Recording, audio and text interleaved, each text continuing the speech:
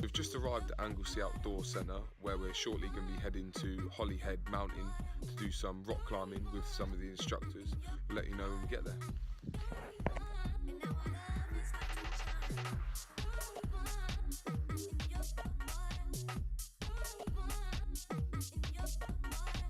Two men sometimes cited for establishing mountaineering's modern age are Michael Gabriel Picard and Jack Boehmer, who scaled 4,807 metres of Mont Blanc in 1786. Mountaineering became to capture the imaginations of many at this point, although it wasn't until 1857 that the first mountaineering club, the Alpine Club, came along. Recreational rock climbing arose in the early 20th century but didn't come to its own in the middle of the 20th century. A range of developments emerged as it became more popular as a sport. For example, various grading systems were created to rate the difficulty levels of different climbs. Climbing styles were developed based on conditions like the terrain, the use or lack of equipment, and whether the climbing was done indoors or outdoors.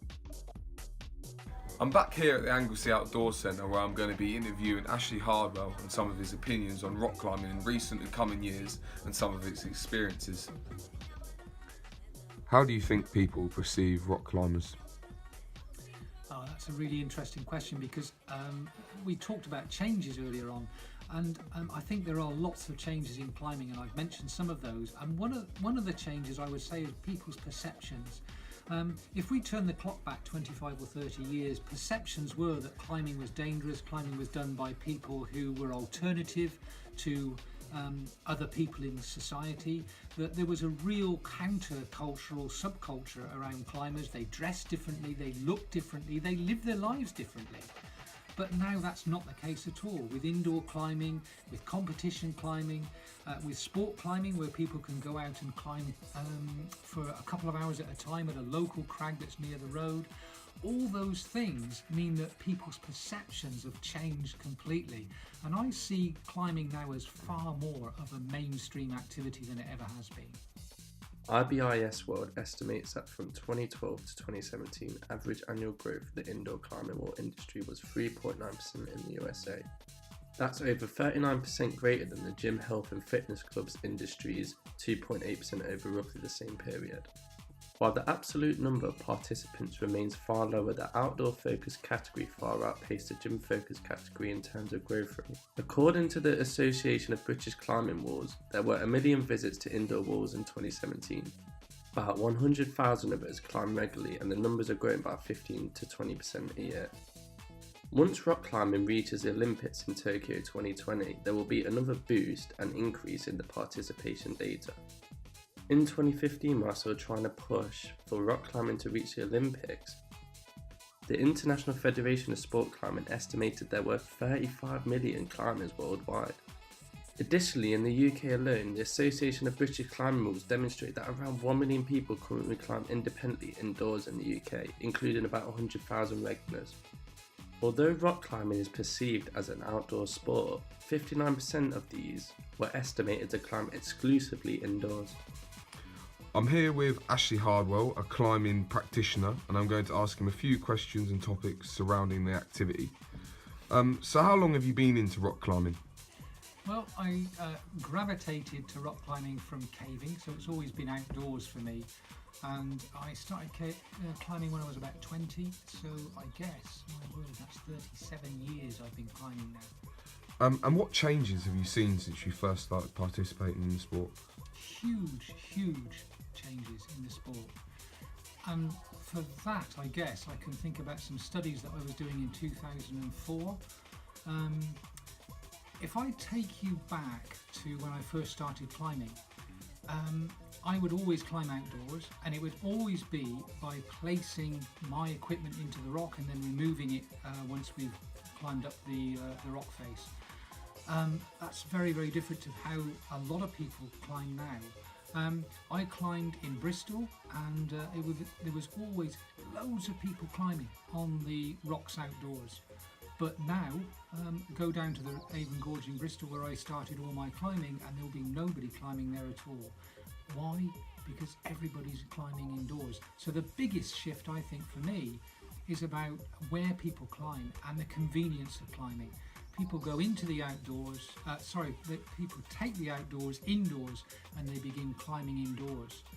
In my studies, for example, when you ask people how they got into climbing, the answer in my studies was that they got into climbing through birthday parties. Would you believe that?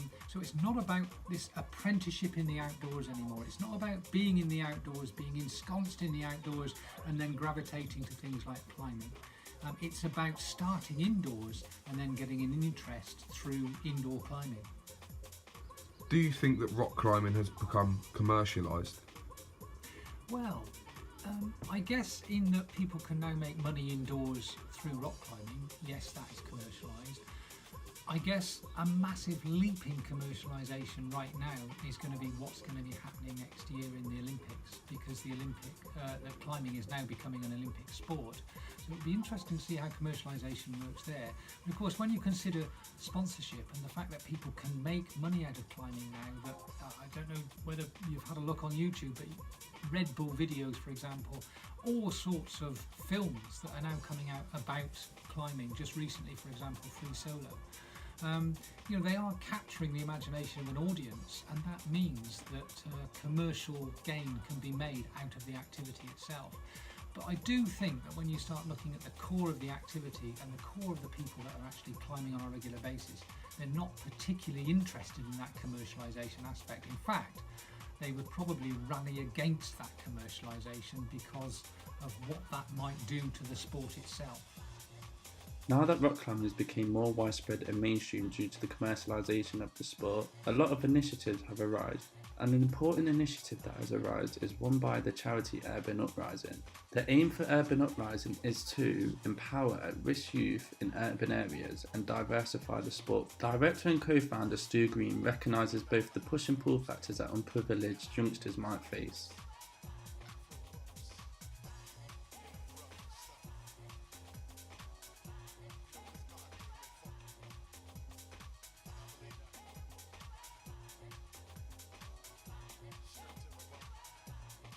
The second initiative that we have found is an initiative by Paradox Sports.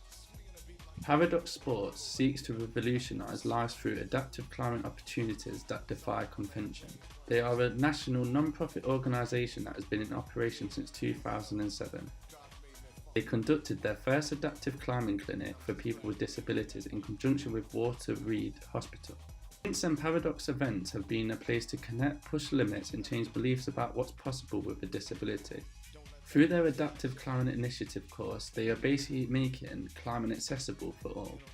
Not only is the initiative for less abled climbers, it is also available for people who are able-bodied. Harnesses, ropes, ice tools and other gadgets aid in ascending the wall for people with all abilities. Adaptive athletes do not necessarily need adaptive equipment to go climbing. 2014, I was hit by a train while riding one of my bicycles, which resulted in the amputation of my right foot. I started climbing about 4 months after my accident through Paradox Sports. Paradox Sports, first and foremost, is a community of both abled and disabled climbers that just get together to be climbers first, and whatever abilities you do or don't have just comes second. One of the things that Paradox has done really well is help get equipment into the hands of the people who need it. And so in my case, it was a climbing foot.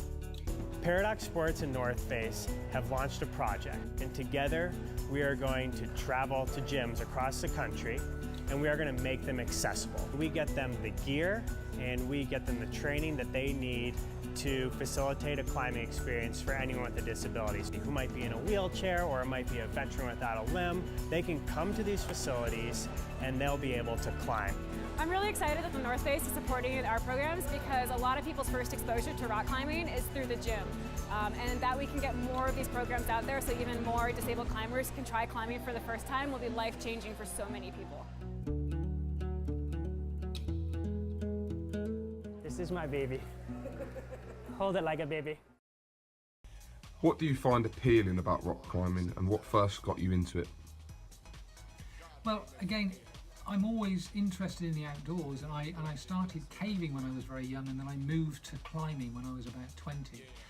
And I guess the major difference there for me was that climbing was in the outdoors rather than under the ground, and it was in the light and in the sunshine, and that really appealed to me. But I guess the rockscape going places where other people don't go, and that comes from caving. You know, in caving, you've got the chance to find a passage that nobody's ever been to. In climbing, you've got the chance to do a first route that nobody has ever climbed before. So that had some appeal, but I think just being in places where other people aren't, being away from the crowds, being different, being seen as somebody who is different, that's important. Being able to do it. So, for example, traditional sport activities, football, hockey, rugby. I wasn't very good at those things and I didn't enjoy them, but I really, really enjoyed the climbing because it was something different and it was something I could do. And I guess for me that there's a technical aspect as well. You needed to know the knots, you needed to know how to use the equipment, and that was really important, and it was a skill set. So climbing for me, I guess, is about going to places with the right skills to allow you to go to those places that other people can't necessarily get to. How do you feel about rock climbing becoming an Olympic sport in the 2020 Tokyo Olympics? Well, there's a question. First of all, I guess, the activity of climbing in the Olympics is nothing like the activity of climbing that we know as a subculture of climbing. So in this country in particular, in the UK, we favour traditional climbing, that is climbing, putting equipment into the rock and removing it and having no trace of where you've been on the rock. That's completely different to the Tokyo Olympics. It's all climbing indoors. It's bouldering and it's lead climbing, but it's all done indoors, so it's not done on rock at all. But I think the really important element that is a sticking point for so many people that are into their climbing in this country is this idea of speed climbing. So there's three elements to the Tokyo Olympics, and this idea of speed climbing is completely alien to anything that we know that we do in climbing, that we do when we're climbing in this country. So that is a real sticking point. I think we're going to see commercialisation. I think we might end up with people thinking that the Olympics is how we go about climbing, and of course that's not the case at all. So this could be really misleading for a mass audience that know nothing about climbing at all. So I'm quite concerned about the fact that climbing is in the Olympic Games. How do you feel about rock climbing being in the Olympics? I'd say it's quite a good thing in general because it'll gain more money behind climbing, so it'll be able to develop quicker, maybe more popularity, so all of the independent climbing companies that have their own walls and stuff will get more money put into it, so then they can make like cooler walls and better climbs for us to do. But on the downside, I just don't really like the fact that it's merging speed climbing, bouldering and lead sport climbing together. Just because speed climbing is just completely, like, it's basically a different sport compared to the other two. It's like asking a marathon runner to then go and do a sprint. It really doesn't make sense to me. But other than that, I do like it. Do you believe there's a stereotype behind rock climbing? I'd say in general, a lot of climbers are actually just white males, to be fair with you.